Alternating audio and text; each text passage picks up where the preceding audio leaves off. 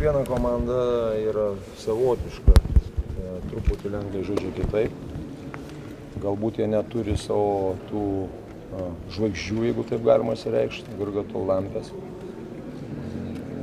Ignerski. Bet jau pirmos rungtynėse jie rodė, kad su jais juokauti negalima ir jie yra pavojinga komanda. Jie daug ir gerai juda ir be kamuolio. Daug stato užtvarų ir gali mesti iš toli. Turi naturalizuotą žaidėją Kelatį, kuris yra vienas iš lyderių.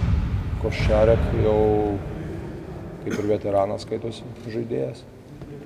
Ir Grumės ir visi agresyviai liko ant lentos, taip kad komanda labai pavojinga, mes iš tikrųjų ruošiamės labai rimtai.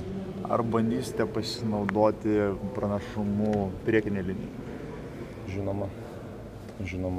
Ir kaip aš jau vakar sakiau, gerai mes vakar pataikėm. Jeigu taip galima įsireikšti, žvėriškai pataikėm iš toli, bet tikėtis, kad kiekvieną dieną mes taip mėtysim, neverta ir negalim pasikliauti vien tik tai tolimais metimais. Taip kad mums reikės bandyti būti agresyvesniems baudos aikštelėje.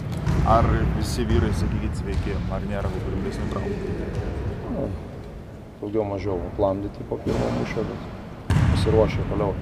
Treneriai turbūt analizavo rungtynes vakarykštės Lenkų Ispanų, šią Lenkai tokio kažką darė, kad sugebėjo šiek tiek pasvilinti Ispanus, ar Ispanai kažko nedarė?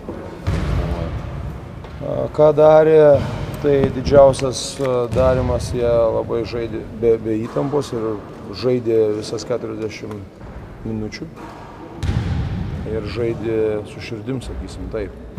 Ir tas duoda, jie atėjo į tą ketvirtą kėlinį, kada skirtumas nebuvo toksai didelis. Tai ko daugiausiai tokios komandos dažniausiai siekia ir tada tu nežinai, kaip ten bus. Tai mums reikia, sakau, nuo pat pradžių ir stengtis reikiamų momentų, kad gale jau mes būtume pliuse. Treneris Pipanas jau spaudžia maksimumą iš šitos komandos, ką vakar matėme. Klauskit jo. O ar gali antrą dieną iš eilės Lenkai žaisti? Manau, kad taip. Jonas Valančiūnas vakar žaidė nedaug, skirtų kontrolinės rungtynės, įsivaizduojate jo rolę. Jo rolė bus pakankamai svarbi ir nereikia galvoti, kad jisai žaidė 19-mečių po 40 minučių, kad jisai vyrų komandoje žais po tiek pat. Ir bus skirtinga rolė. Ir yra jo skirtinga rolė, bet kiekvienas žaidėjas, Tomas irgi visai nežaidė dėl Nikaitis. Bet šie vyrai turi būti pasiruošę ir, sakysim, galbūt ir šiandien jie turi pridėti mums papildomos energijos ir agresyvumo. Prisimenant vakar dienos varžybas, sakykit, ar Lietuvos rinktinės žaidimas jau buvo maždaug toks, kokį jūs įsivaizduojat, kad šitą komandą gali žaisti? Pasakysiu taip, toks būtų pataikymas visada. Visur kitur dar mes yra kur pridėti. Gynyba buvo tikrai nebloga antroji ketvirtam kėlinukį, tik mes neišnaudojame. Mes ypač trečiam mes padrikai puolėme. Mums nebuvo agresyvumo ir padrikai. Mums reikia, kaip čia pasakyti, kada varžovai agresyviau pradeda gintis, spaus mums reikia išlikti ramiems ir nesiblaškyti ir tada reikia turi mūsų deriniai kombinacijos mums gelbėti. Ir atlikimas neturi šlubuoti, o kaip tik turi būti super. Taip, kad yra kur pridėti. Kokį geresnį atlikimą trūksta? Greitimą? Greitų. Buvo per mažai pelnomo taškų iki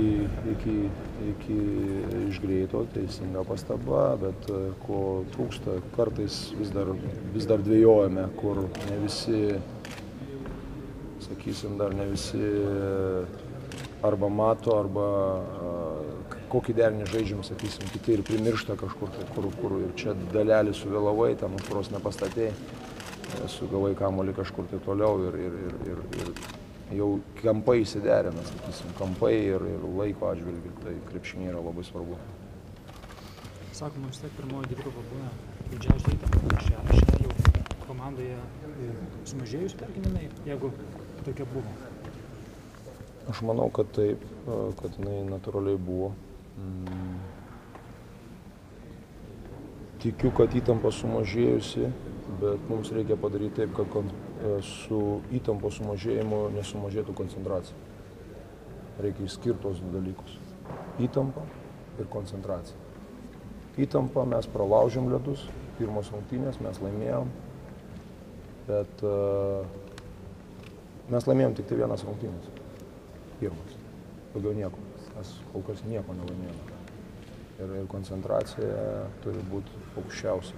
Dar pridėti, kiekvienos rungtynėse pridėti. Pridėti koncentracijų, pridėti žaidime, gynyboje, ypač gynyboje, kovo dėl kamuolių, visame kame stengtis pridėti.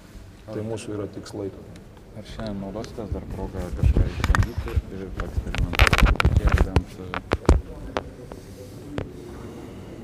Matysime. Pirmas tikslas yra laimėti rungtynės, ne užsiminėti eksperimentais. Bet viskas priklauso nuo rungtynių jėgos. Kartais esi priverstas ieškoti kažkokių tai išeičių. Ačiū.